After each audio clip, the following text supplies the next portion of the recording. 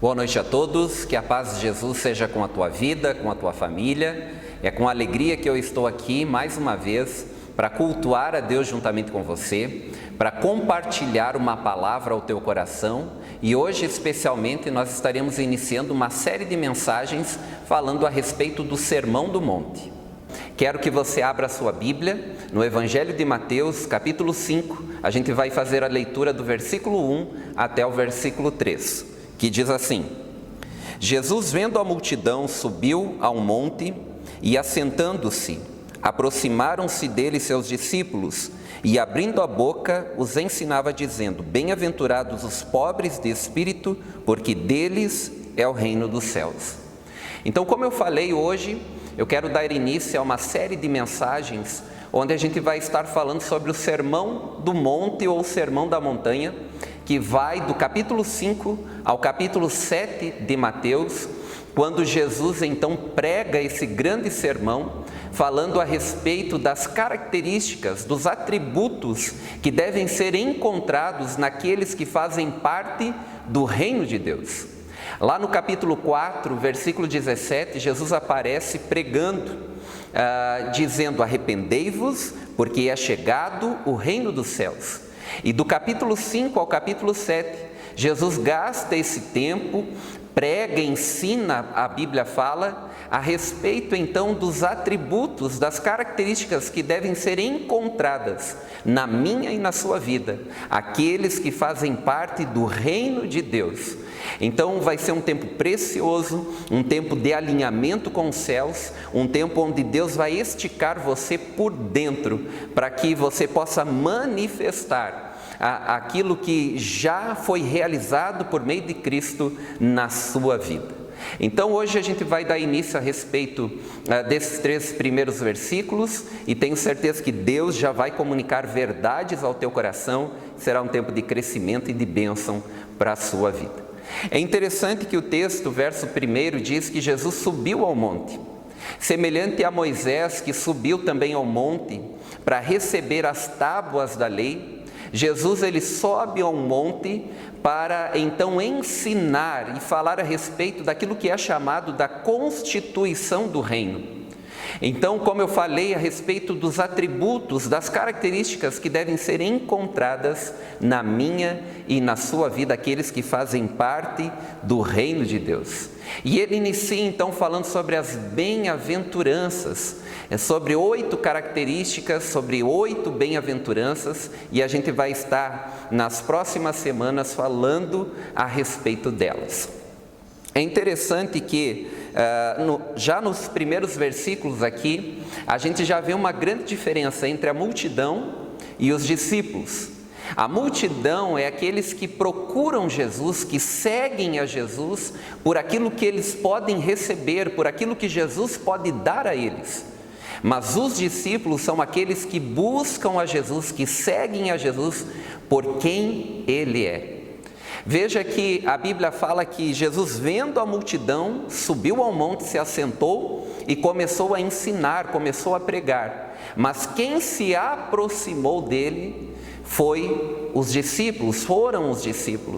E aí a gente já vê também uma grande diferença, que está na distância que a multidão tem de Jesus e a proximidade que o discípulo tem do seu mestre, que o discípulo tem de Jesus. Os discípulos então vão próximo de Jesus para absorver aquela pregação, para absorver aquela palavra, para absorver aquele ensino.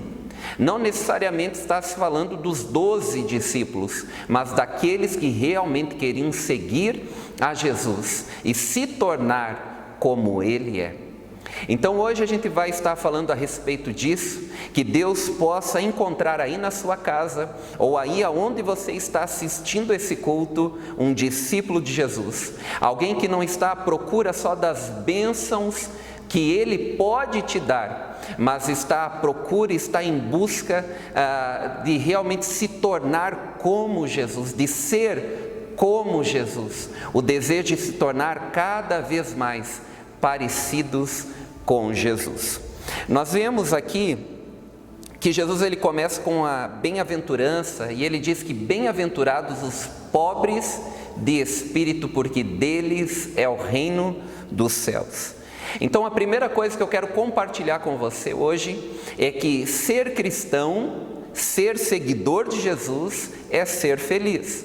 O texto fala que bem-aventurados são, ou felizes são, não serão felizes. Não está falando que bem-aventurados serão aqueles, mas que são, ou seja, aquele que caminha com Jesus é feliz. Aquele que tem Jesus encontrou a verdadeira felicidade. Isso precisa estar claro no teu coração, que quem realmente caminha com Jesus já é bem-aventurado, já é feliz, não vai desfrutar da alegria do céu, mas enquanto caminha para o céu, enquanto caminha para a glória, para estar eternamente com Jesus, já está vivendo a verdadeira felicidade. Nós vemos que o retrato hoje da humanidade é o retrato de uma humanidade cada vez mais hedonista, de uma busca desenfreada pelo prazer. Quando o prazer se torna o objetivo da vida, o fim da vida, a pessoa busca o prazer pelo prazer, e esse é o retrato hoje da humanidade. Mas a pergunta que eu faço, aonde que está esse prazer? Será que nós encontramos esse prazer no dinheiro? Será que nós encontramos esse prazer no sucesso? Encontramos no sexo? Ele é encontrado nas viagens, nas coisas materiais? Aonde está? Porque a humanidade está à procura dessas coisas e por trás dessas coisas tentando encontrar a felicidade. Mas na verdade, a felicidade, a verdadeira felicidade, nós sabemos que nós encontramos em Deus.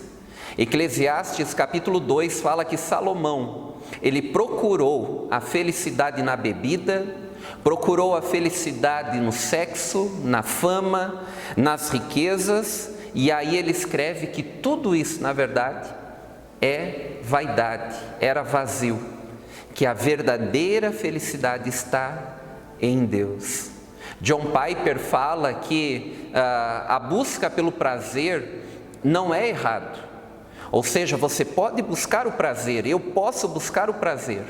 O errado está em se contentar com um prazer que é apenas terreno, carnal, que é raso ou que é passageiro. Porque o verdadeiro prazer, a verdadeira alegria, a verdadeira felicidade está no seu relacionamento com Deus. Você pode encontrar prazer nessas coisas que eu mencionei, mas a verdadeira alegria, a verdadeira felicidade, o verdadeiro prazer está em glorificar a Deus e desfrutar da sua presença. Esse é o nosso propósito de vida, glorificar a Deus através da nossa vida e desfrutar da sua presença por toda a eternidade. Aí está o nosso verdadeiro prazer. A verdadeira felicidade, ela não está em coisas externas, mas interna. Veja que Jesus, ele não diz que bem-aventurados são os ricos, mas bem-aventurados são os pobres de espírito. A verdadeira felicidade está em desfrutar da presença de Deus, está em desfrutar da plenitude que há em Cristo Jesus. Feliz é aquele que é, não aquele que tem. É interessante, como eu falei, que Jesus não diz que bem-aventurados são os ricos, mas bem-aventurados os pobres. O que nós entendemos com essa palavra? É que Jesus já está indo contramão do mundo. No mundo se prega que bem-aventurado, feliz é aquele que é rico, aquele que tem posses, aquele que tem dinheiro. Mas Jesus, ele diz que bem-aventurado é o pobre de espírito. Eu quero explicar melhor o que é ser pobre de espírito e começando com aquilo que não é. E não é, ser pobre de espírito não é ter pobreza financeira. Porque há muitas pessoas que são pobres financeiramente, mas não são pobres de espírito. Pobreza financeira não tem a ver, não é sinônimo de pobreza de espírito, ou ser pobre de espírito, ser humilde de espírito. Porque há muitas pessoas que são pobres financeiramente, mas que são arrogantes, que são autossuficientes, que não reconhecem a sua dependência de Deus. Então, ser pobre de espírito não é ser pobre financeiramente. Ser pobre de espírito também não é uma vida espiritual pobre. Ou seja, ser pobre de verdade, ser pobre de amor, ser pobre de fé, não tem a ver com isso. A Bíblia até fala em Apocalipse, lá no capítulo 3, versículo 17, Jesus corrigindo a igreja em Laodiceia, que dizia: eu sou rica. E aí Jesus diz: você não sabe que é pobre, cego, miserável e nu. Você acha que é rica, mas é pobre e miserável. Ou seja, Jesus estava revelando a pobreza espiritual daquela igreja, que se achava rica. Então, ser pobre de espírito não tem a ver com pobreza espiritual, com uma vida espiritual descuidada, por não cuidar, não zelar pela sua vida espiritual.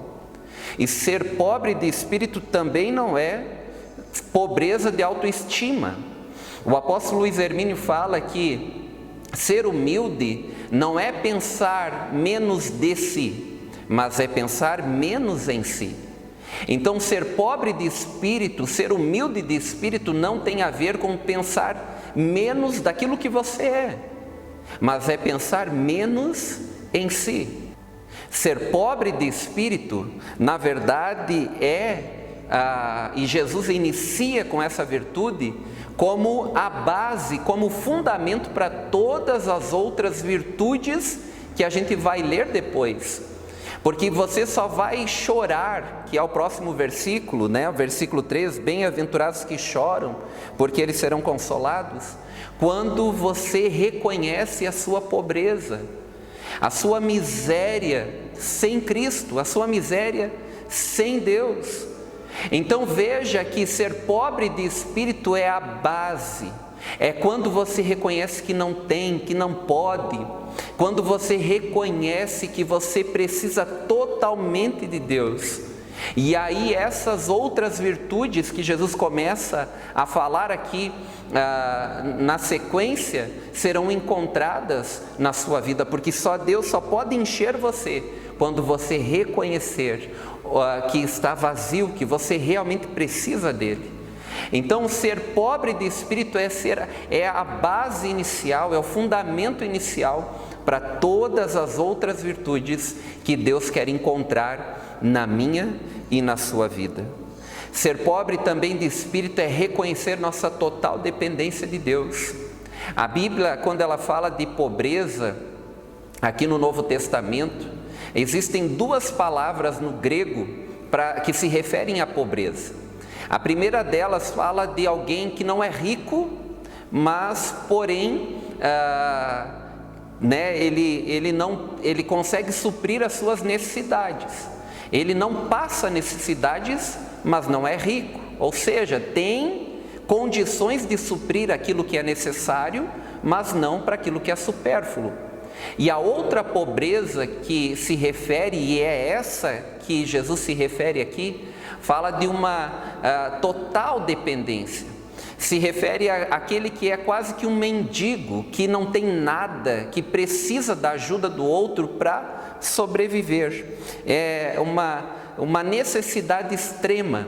E é isso que está falando aqui, é ser totalmente dependente de Deus. Ser pobre de espírito é reconhecer a tua total dependência de Cristo. Sem Ele você não é nada. E você reconhece isso, reconhece a tua dependência de Deus. E ser pobre de espírito é o reconhecimento também, é o entendimento da riqueza que nós encontramos em Cristo. Paulo ele fala lá em Filipenses, no capítulo 3, no versículo 7, dizendo que tudo aquilo que para ele um dia era lucro, ele considerou como perda pela excelência do conhecimento de Cristo. Tudo aquilo que um dia para ele era lucro, tinha valor, quando ele conheceu a Jesus, quando ele conheceu a Cristo, aquilo perdeu o seu valor, porque nada excede nesse mundo o valor que há em Cristo. E é isso que eu quero compartilhar ao teu coração. A tua riqueza está em Cristo. É quando você encontra Cristo que você encontra a riqueza da graça. É por isso que nós devemos ser pobres de espírito, porque é só dessa maneira que nós reconhecemos que Cristo é precioso para nós. Semelhante àquele homem que encontrou um tesouro num campo, foi e vendeu tudo o que tinha para comprar aquele campo por causa do tesouro que encontrou. Então, quando nós reconhecemos, quando nós somos pobres de espírito, nós reconhecemos que a nossa riqueza é Cristo, que o nosso valor é Cristo, que Ele realmente é a riqueza que nós precisamos. Quando nós somos pobres de espírito, é dessa maneira que nós reconhecemos o quão sujo nós estamos, o quão perdido nós estamos e a necessidade de nos refugiar em Cristo. É quando nós reconhecemos, é quando nós enxergamos a nossa miséria.